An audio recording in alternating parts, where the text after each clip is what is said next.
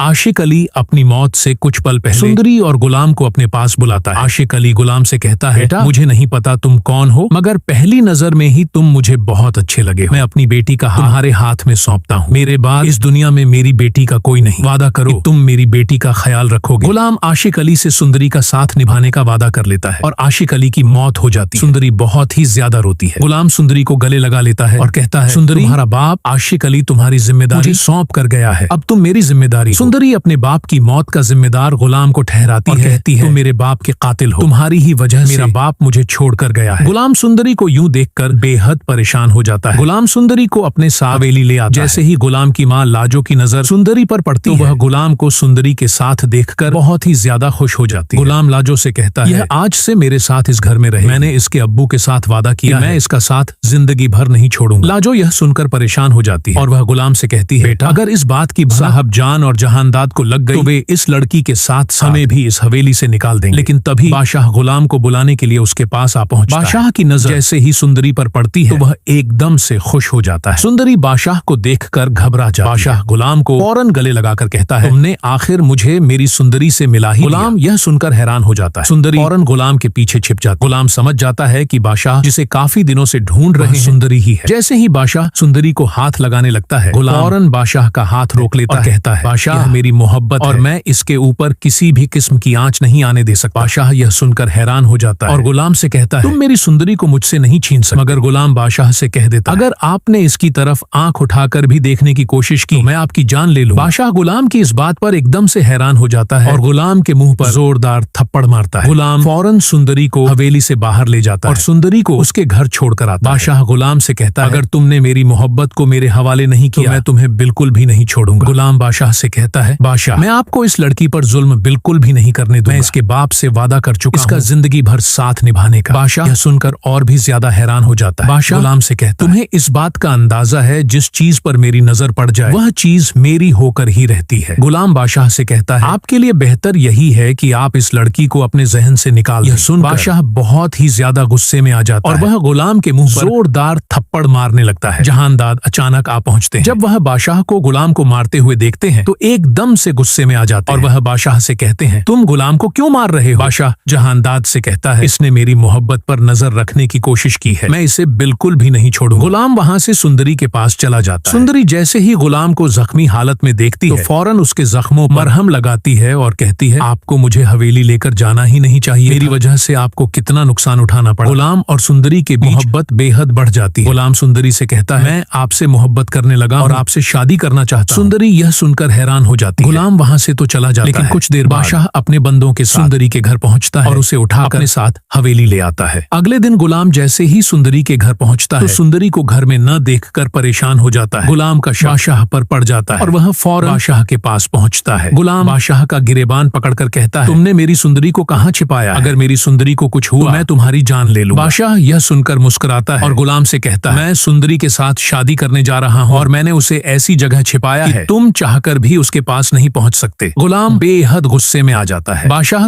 तमाम मुलाजिमों हवेली से जाने का कह देता है और पूरे गांव को अपनी शादी की दावत दे देता है। अगर आप गुलाम और सुंदरी को एक होता हुआ देखना चाहते हैं तो चैनल को सब्सक्राइब कर लें, वीडियो को लाइक कर दें और कमेंट बॉक्स जरूर बताइए।